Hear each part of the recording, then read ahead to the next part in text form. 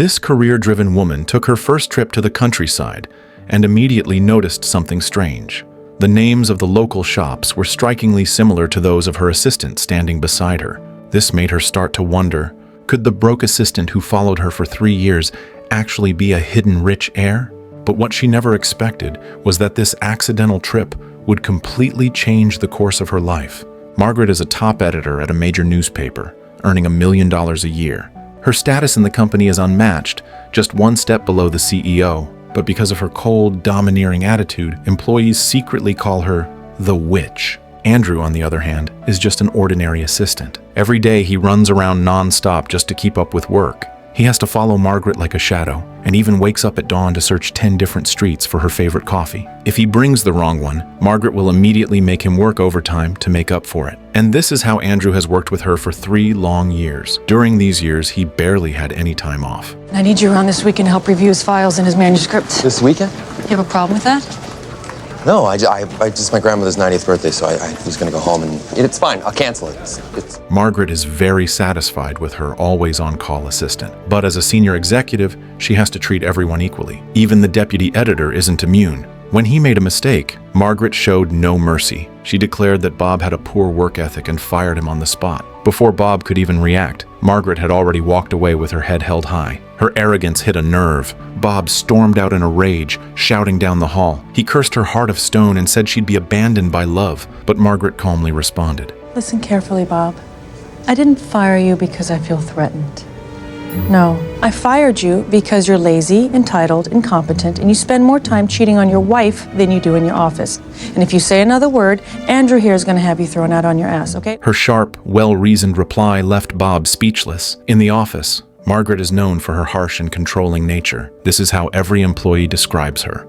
Her strict style is hard for others to accept, but because her work is flawless, the boss always turns a blind eye. But this time, Margaret made a serious mistake. So buried in work, she forgot to renew her visa. Now it had expired, and the immigration department decided to deport her. To Margaret, this was a total shock. Even worse, the board decided that once she was deported, her position would go to the man she just fired, Bob. Editor-in-chief, he's the only person in the building who has enough experience. You cannot be serious. I beg of Margaret, you. I beg. We are desperate to have you stay. At this exact moment, Andrew unexpectedly walked into the office. Looking at him, Margaret came up with a bold idea. And there's, well, I think there's something that you should know. We're getting married. We are getting married. Who is getting married? You and I are getting married. We are. Getting married. We are getting married. Yes. Though her boss was stunned, he still congratulated her. If she and Andrew could get legally married quickly, she could get a new status and stay in the US. Without giving Andrew any chance to respond, Margaret dragged him back into her office. I'm not gonna marry you. Sure you are. Bob is going to fire you the second I'm gone. Guaranteed. That means you're out on the street alone looking for a job. That means all the time that we spent together, all the lattes, all the canceled dates, all the midnight Tampax runs were all for nothing, and all your dreams of being an editor are gone.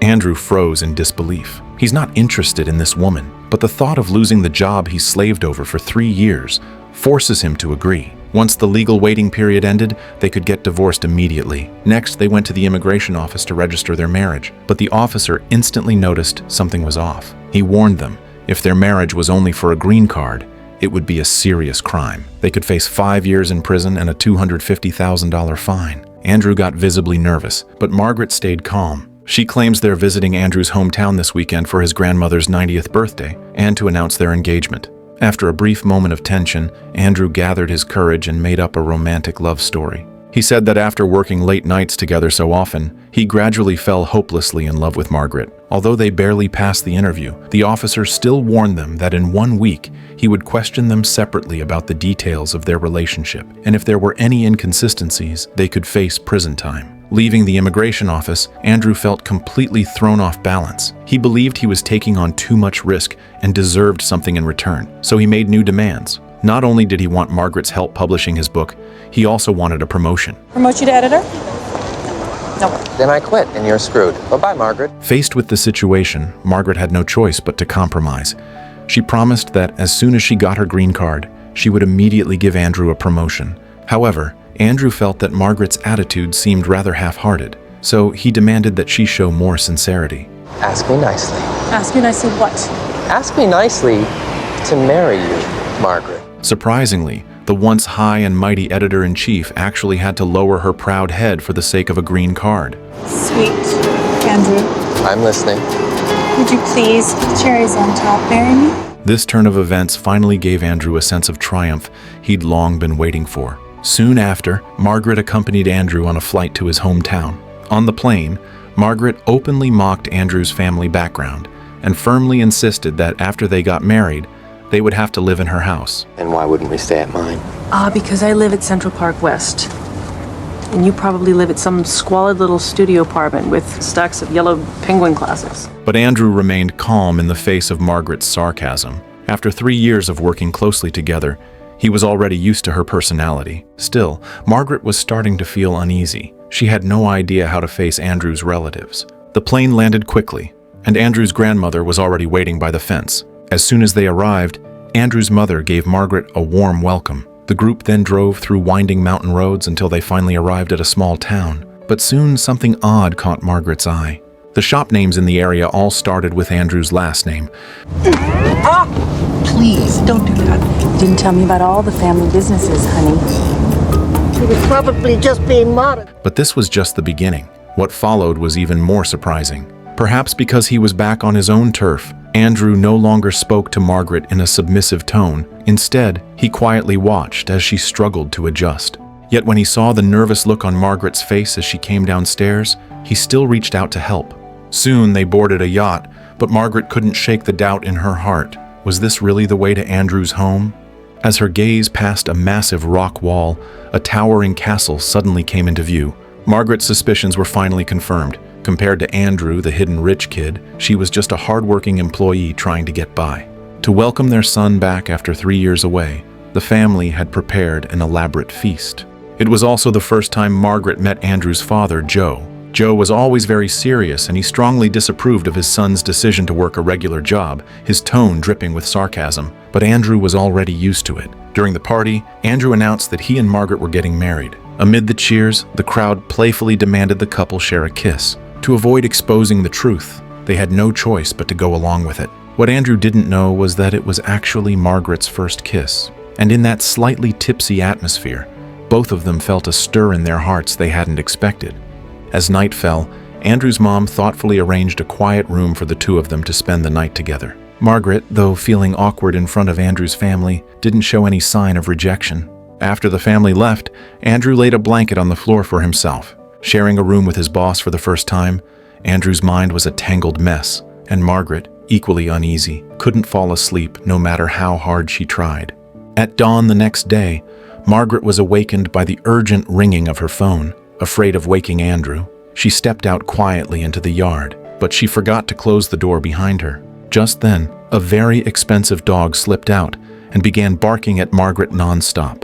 Suddenly, a hawk swooped down from the sky and snatched the little dog away in an instant.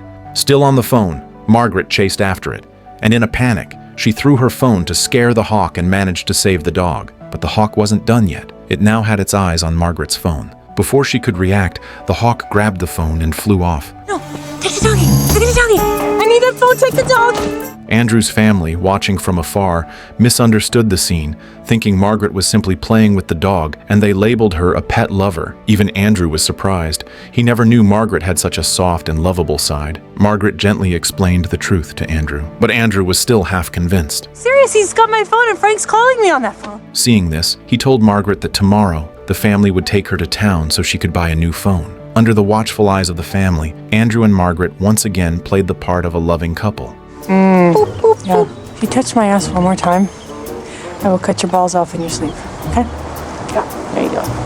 Such a good fiancé. Later, Joe pulled Andrew aside for a heartfelt conversation. He apologized for his words the day before, and since his son was about to get married, he felt it was right to offer his blessing. However, Joe also honestly expressed his hope that Andrew would stay in the hometown and take over the family business. Yet even this conversation didn't bridge the gap between father and son. Not long after they returned home, everyone witnessed Andrew's sudden outburst. Grace, knowing her son's temper well, immediately understood that it was all because of her husband, so she quickly went to confront him. Sensing that this was a family matter, Margaret politely excused herself and walked away. is my son. I only get to see him every 3 years because of you. You are gonna fix this, Joe. I mean it. Fix it now. Seeing his wife upset, Joe looked annoyed but didn't dare say anything. Margaret returned to the room to take a shower, but Andrew, wearing headphones, didn't notice she was there. Living under the same roof, these little awkward moments were bound to happen. As night fell, the lingering awkwardness still hung in the air, but something had quietly changed between them. The distance and tension that once defined their relationship had slowly been replaced by a deeper kind of kindness. Margaret slowly shed her tough exterior and revealed the softest, most genuine part of herself. She confided in Andrew about her love for light-hearted variety shows, her obsession with overly dramatic romance novels, and even brought up their first kiss. You there? I'm here. Margaret gradually opened her heart, sharing how she truly felt when Bob had called her a wicked witch. Though she appeared strong on the outside at the time, she had actually been deeply hurt inside, and every time something like that happened, she would quietly cry in the bathroom. You are a very, very beautiful woman. Little by little, a painful chapter of her past began to unfold. Margaret lost both her parents when she was just 16, and ever since then, flowers had become a source of pain for her, because whenever she saw them, her mind would instantly go back to her parents' funeral. In the warmth of mutual respect and understanding, their conversation turned a new page. Bathed in the glow of the fireplace, their hearts found resonance through countless moments of connection, and before they knew it, the seed of love had quietly taken root. The next morning, just as the sun began to rise, a loud knock suddenly broke the silence. To avoid blowing their cover, Margaret quickly signaled Andrew to get into bed. Thankfully, they weren't found out. But to their surprise, Andrew's parents announced they were planning to hold a grand wedding for them the next day, combined with Grandma's birthday celebration. The news hit Margaret and Andrew like a bolt from the blue. They tried to come up with excuses to get out of it, but Andrew's grandmother rushed out, her voice trembling as she expressed her heartfelt wish to witness her grandson's wedding before the end of her life. Faced with such deep expectation,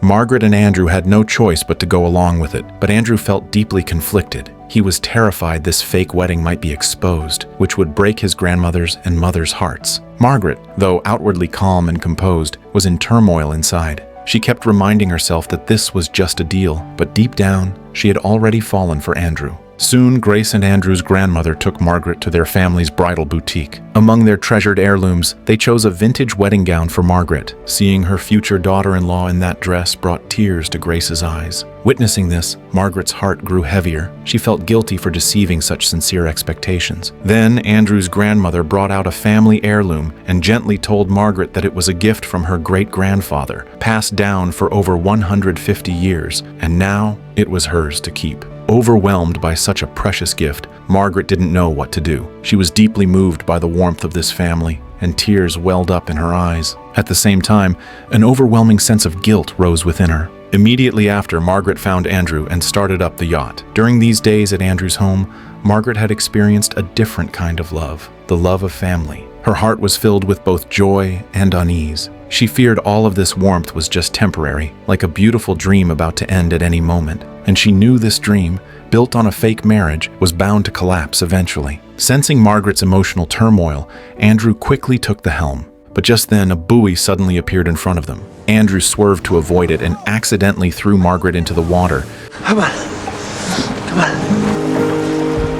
They rushed back home in a panic. Before they could catch their breath, Margaret's father called them into the warehouse. It turned out that Mr. Gilbertson from immigration had tracked them down and told Joe about Margaret and Andrew's fake marriage. In front of Joe, Mr. Gilbertson demanded the truth from Andrew, promising leniency if he confessed. But without hesitation, Andrew chose to stand by Margaret. I've been working for Margaret Tate for 3 years. 6 months ago, we started dating. We fell in love. I asked her to marry me. She said yes. I'll see you at the wedding. Surrounded by flowers and applause, Andrew and Margaret went ahead with the wedding as planned. Margaret walked slowly into the wedding hall, arm in arm with Grandma. But just as the officiant began the ceremony, Margaret interrupted. But I do have something I need to say. Margaret. Can it wait till after? In front of all the guests, Margaret bravely opened up about her past, and even more bravely admitted the marriage was a lie. She took full responsibility. You have a beautiful family. Don't let this come between you. This was my fault. I'm sorry. The guests fell completely silent. The entire hall was frozen in shock. The only one smiling was Mr. Gilbertson. At that moment, Andrew felt a strange emptiness and loss. Over these past few days, he had seen the softness and vulnerability behind Margaret's strong exterior, and today, he saw her courage and sincerity with his own eyes. That's when he finally realized he had truly fallen in love with her. He didn't want her to face the consequences alone, so he ran after her without hesitation. However, his father firmly blocked Andrew's way, and just then, Andrew's grandmother suddenly had a heart attack. Everyone rushed to get her on a helicopter. Amid all the chaos, Grandma suddenly pulled off her oxygen mask. I'm feeling much better, Sonny. No need to take us to the hospital. Take us to the airport. But it was too late. Margaret had already boarded the flight back to New York. To make up for his mistake, Joe quickly mobilized his resources and arranged a private plane. As Margaret was packing her things, Andrew arrived at the New York office and came to her side. 3 days ago, I loathed you. I used to dream about you getting hit by a cab or poisoned. Oh, that's nice. Yeah, I told you to stop talking. And we had our little adventure up in Alaska, and things started to change. Things changed when we kissed, even when you checked me out when we were naked. But I didn't realize any of this until I was standing alone in a barn, wifeless. Now, you can imagine my disappointment when it suddenly dawned on me that the woman I love is about to be kicked out of the country. So, Margaret, marry me. I'm scared.